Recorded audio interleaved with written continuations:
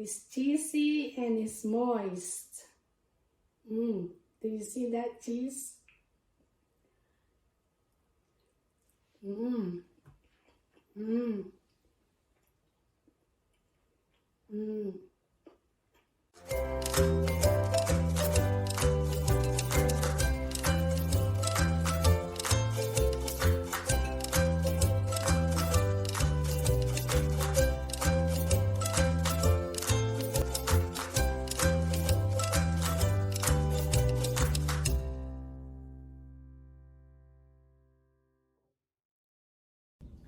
Hello, welcome to Chelly's Kitchen.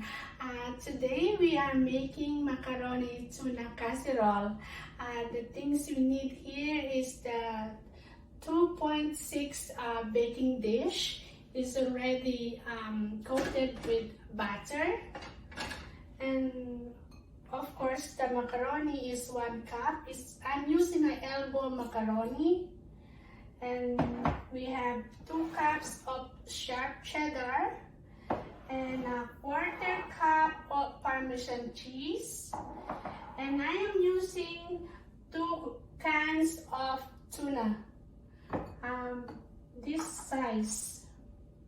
I use 2 of these is 6.4 ounce. And of course, we need milk. So with the cup of elbow macaroni, we need 4 cups of full cream milk. So that is 1.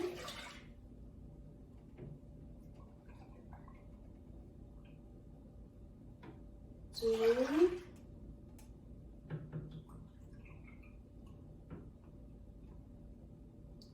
3.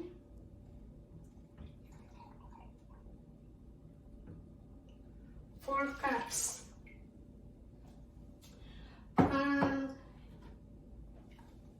Maybe you notice we are not boiling the macaroni in water. This is the one of new technique of how to make easy macaroni tuna casserole. I hope you will enjoy this video. Hindi po natin iboboil yung macaroni sa tubig. So, ididiretso po natin sa milk. Plus, kailangan din po nating bantayan yung milk because we don't want the milk to boil. We are just reheating it.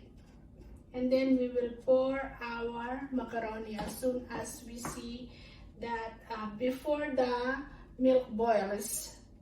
So just before the milk comes to a boil, we add our macaroni.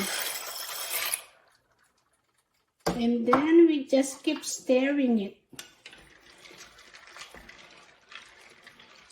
So, haluin lang po natin para hindi magdikit-dikit yung macaroni.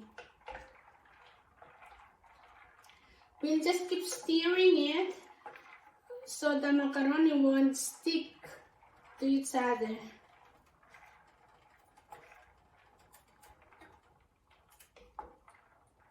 So this is the longer part of making this macaroni. We need to wait until the macaroni reaches that they call al dente. After 20 minutes of cooking the macaroni, now it reaches the way I like it. If you notice, the macaroni separates. They are not sticking to each other. And this way of making the macaroni with the milk, you don't need to make the white sauce anymore or like starting from making the roux. This is it. And so also if you want to add pepper, a dash of pepper or salt if you want, But for me, I am fine just like this, because all the taste is already on the cheese. So now I'll be adding the Parmesan cheese. It's a total of quarter cup of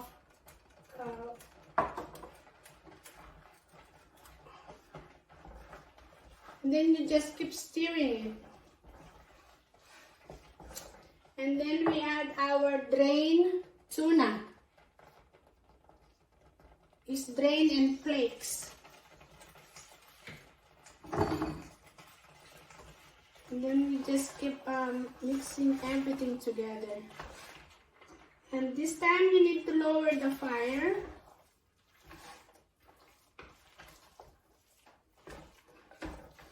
And mix everything together.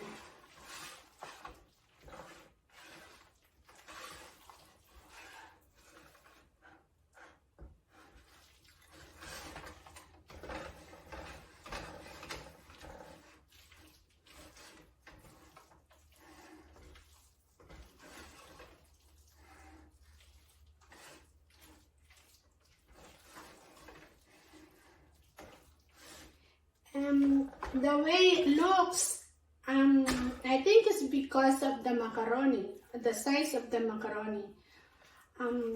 I will add another cup or half a cup of milk. So for this type of the macaroni I guess we need 4.5 cups of full cream milk.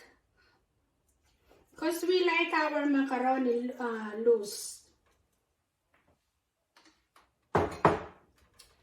And then we just keep stirring it again until we pour it in our baking dish.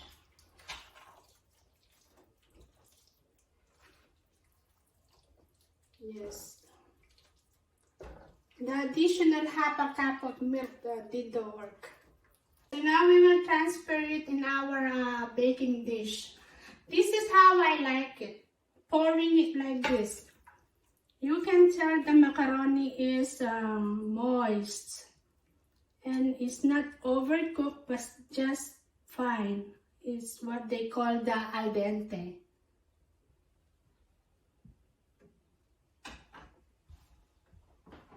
And then we add the cup of the sharp cheddar.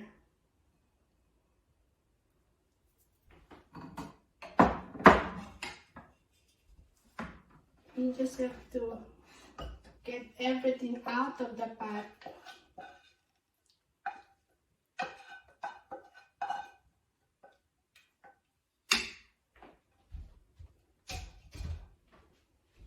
And then before putting it into the oven, we need to mix it. So this is how it looks now. Before we put it into the oven for another 30 minutes, we will pour the rest of the sharp cheddar on top.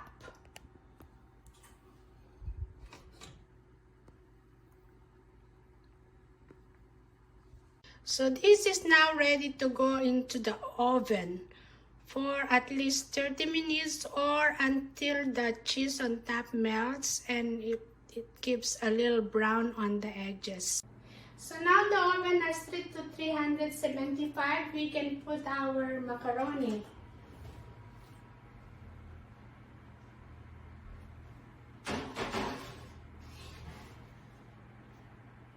So now we wait for additional 30 minutes. And if you want to add more cheese on top, you may do so. It's your food, it's your cooking, then follow whatever your heart desires. So it's time for us to check. Oh, it's done. This is it, folks. Just the way I like it. There's a little brown on top. So now we have to wait for at least 10 to 15 minutes before we can eat because this is very hot. Our finished product. Macaroni tuna casserole. Tikman tayo po. This is how cheesy it is. Can you tell I'm in a good mood? Decorating my food. I think I over-decorated it now. Manganta na po. Let us see. Ooh, see. Looks good. Let us put aside some of the mint.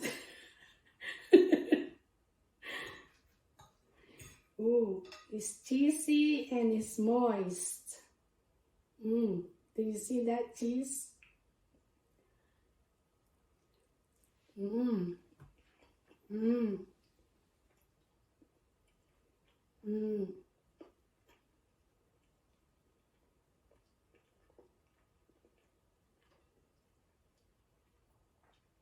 Ay kanyama na po. I hope you will try it.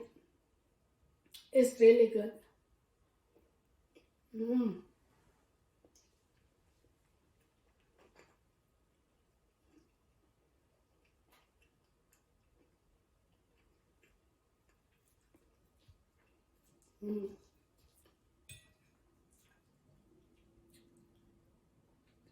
I might get 2 servings out of this.